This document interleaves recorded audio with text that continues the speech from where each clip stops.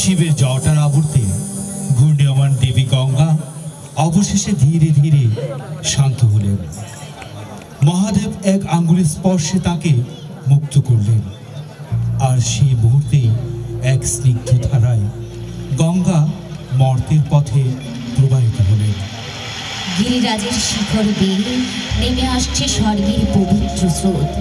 সোনালি নদী ঝলমল করছে তার শুদ্ধ জলরাশি। দেবতারা আনন্দে মুখর, ভগীরথীর নয়নে তৃপ্তির আলো। দেবী গঙ্গা এখন কল্যাণময়ী, তার প্রবাহে ধুয়ে যাবে সকলে ক্লান্তি, সকল সংশয়।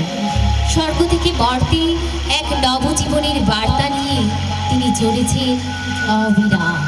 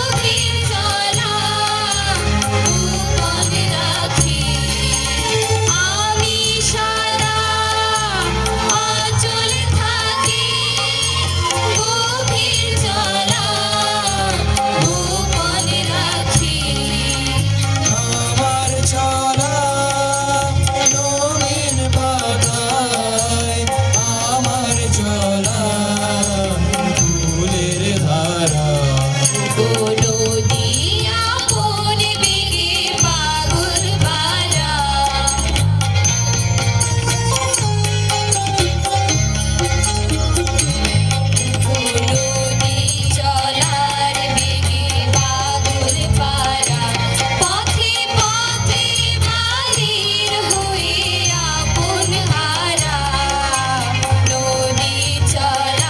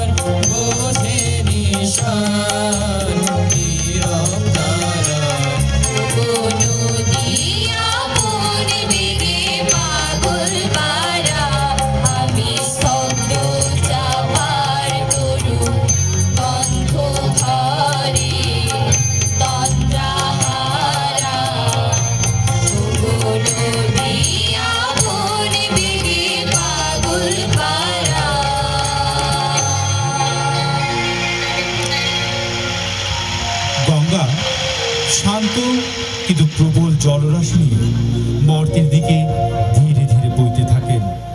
তার স্রোত যেন আকাশ থেকে নেমে আসা এক আধ্যাত্মিক শক্তি, যা পৃথিবীকে নবজীবন দানের পাশাপাশি সমস্ত বাধা উপেক্ষা করে চলতে থাকে।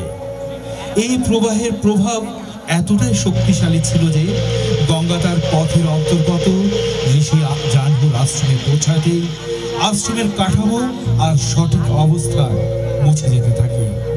তার প্রবল জলরাশি আশ্রমের পবিত্রতা ধ্বংস করে যেন এক বিধ্বংসী ঝড়ের মতো। ঋষি জানহু, যিনি ধ্যানে মগ্ন ছিলেন, এই হঠাৎ বিপর্যয়ে তার সাধনার স্থলটি ভেসে যেতে দেখেন। আশ্রমের মাটির সঙ্গে মিশে যায় গঙ্গার জলরাশি এবং সবকিছু মুহূর্তেই তলিয়ে যায়। তার গভীর শান্ত মন মুহূর্তে বিরক্তিকর অগ্নিতে পরিণত হয়।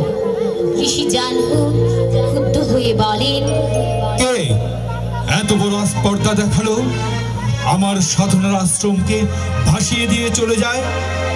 কি অপরাধে, কি কারণে আমার তপস্যায় এত বড় বাধা সৃষ্টি হলো? ঋষির মুখে রাগের চিহ্ন স্পষ্ট। তিনি ক্ষুব্ধ হয়ে দাঁড়িয়ে আছেন। ঋষির এই আক্রমণাত্মক ভাষা শুনে ভগীরথের মুখে এক ধরনের ভয় দেখা দিল। তিনি অবাক হয়ে ভাবতে লাগলেন, এমন তো আশা করিনি। যে পথে আমার স্বপ্ন পূর্ণ হতে চলেছিল, সেখানে আবার এই বিপত্তি এসেছে। এই মুহূর্তে ভগীরথের মনে প্রশ্ন জাগে, এখন কি হবে? কিভাবে আমি আবার সঠিক পথে এগিয়ে যাব?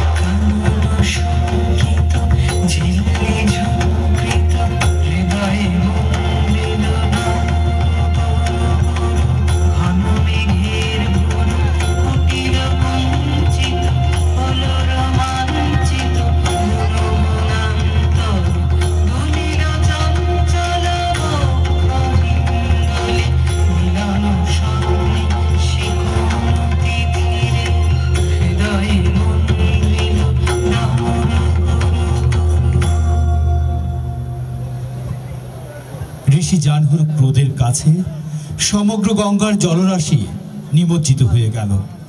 তার সাধনা যা বহু যুগ ধরে তিনি অটুট রেখে এসেছেন, আজ তা ক্ষত বিক্ষত হলো।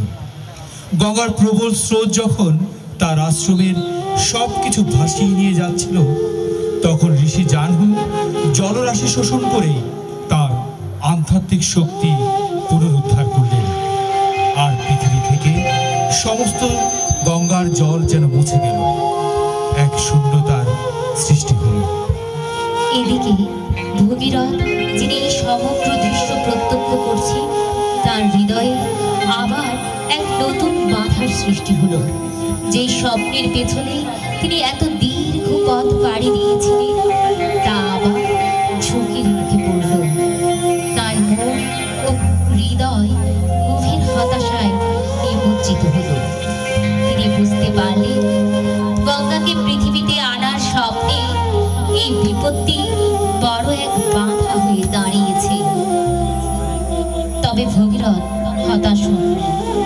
চোখে দৃঢ় সংকল্প নিয়ে তিনি ঋষি জাহ্নুর দিকে বিপর্যস্ত দৃষ্টি নিক্ষেপ করলেন। সে সময় তার অন্তরে এক শক্তিশালী প্রার্থনা তৈরি হলো।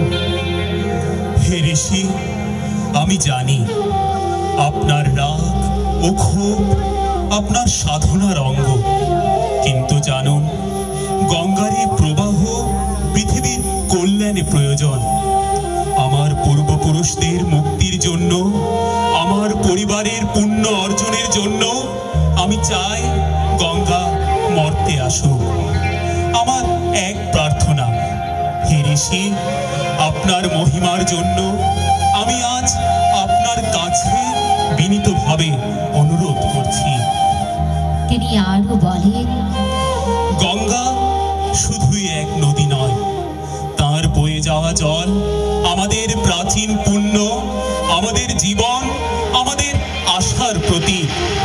আমি জানি আপনি এই বিপ্লবের সূচনা করেছেন, কিন্তু হে ঋষি, গঙ্গার প্রবাহ এক নতুন শুরু হতে পারে, যে শুরুতে আমাদের সমস্ত ভুল শোধরানো যাবে। ভগীরথের এই প্রার্থনা ছিল এক পবিত্র আবেদন, যা ঋষি জাহ্নুর কাছে পৌঁছানোর কথা। তার এক নিবেদিত ও আন্তরিক শব্দের মধ্য দিয়ে ভগীরথ তার স্বপ্ন পূরণের জন্য এক নতুন আশার সূচনা করতে চাইছিলেন।